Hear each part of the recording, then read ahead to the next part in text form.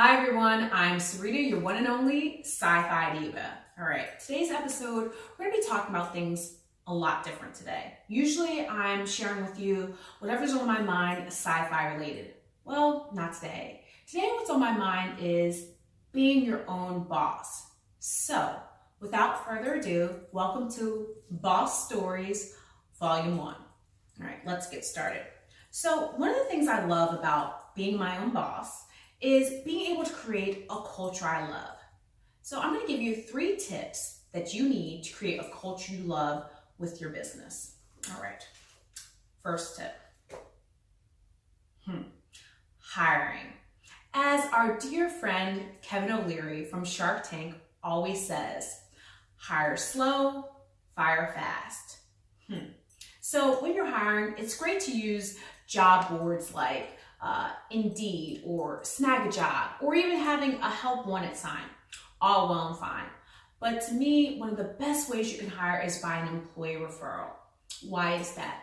Well, number one, you already have that team member inside the store that already knows whatever your business is. So if your business is real estate, they already know how your real estate business runs. If your business is cleaning, they already know some of your clients or how your cleaning business runs. So whatever your business is, the person that's already working with you already knows the details and the nuances of that business. So what better thing you can do is pick the brain that's right there. If you've got a good employee, trust them.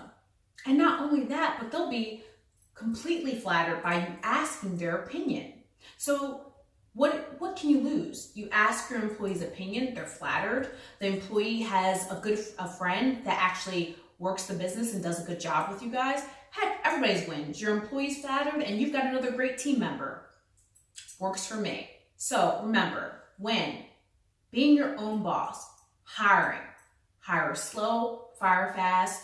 If you can, use referrals always. To me, those are the best ways to build up a nice, solid team. Second thing, set your standard, live your standard. No matter what your business is, set the standard you wish to see, and you have to be that person to live that. What does that mean? So if you like your employees to be to work 10 minutes early, look at your clock right now. You need to be at work 10 minutes early. If you like your employees to be nice and calm with your customers, you know what? You've got to be nice and calm with your customers. All right?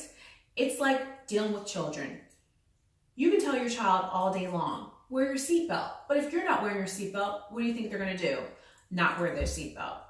If you tell your child not to smoke and you smoke, 9 times out of 10, your child might be a smoker. If you tell your child not to drink and you're drinking and you're a lush, you know what? Your child might be a lush. So the same thing it goes with your children or your employees within your business, right?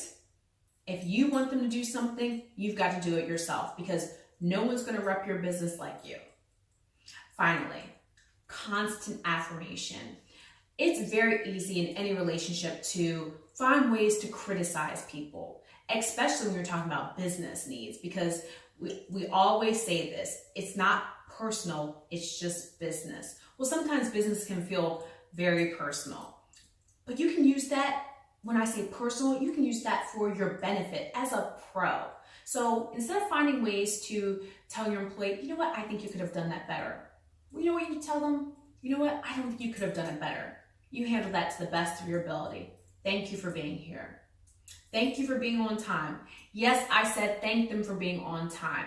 What's wrong with that? What does a thank you hurt? Your employee's not going to be like, oh my gosh, guess what? My boss thanked me for being on time. No, they're going to be flattered by it. They're like, wow, they appreciate the effort I'm giving, because you know what? People have all types of excuses they come up with why they can't get somewhere on time. Maybe it's church. Maybe it's to a wedding. Maybe it's to even a funeral. People have all types of excuses. So even if that's not necessarily how they earn money, it doesn't mean that you can't thank them for coming in on time. Now, what do I mean by on time? Rewind, refer back to standard number 2, set your standard, live your standard. If on time for you means 10 minutes early, that's what on time for them should mean as well. See, it all works out.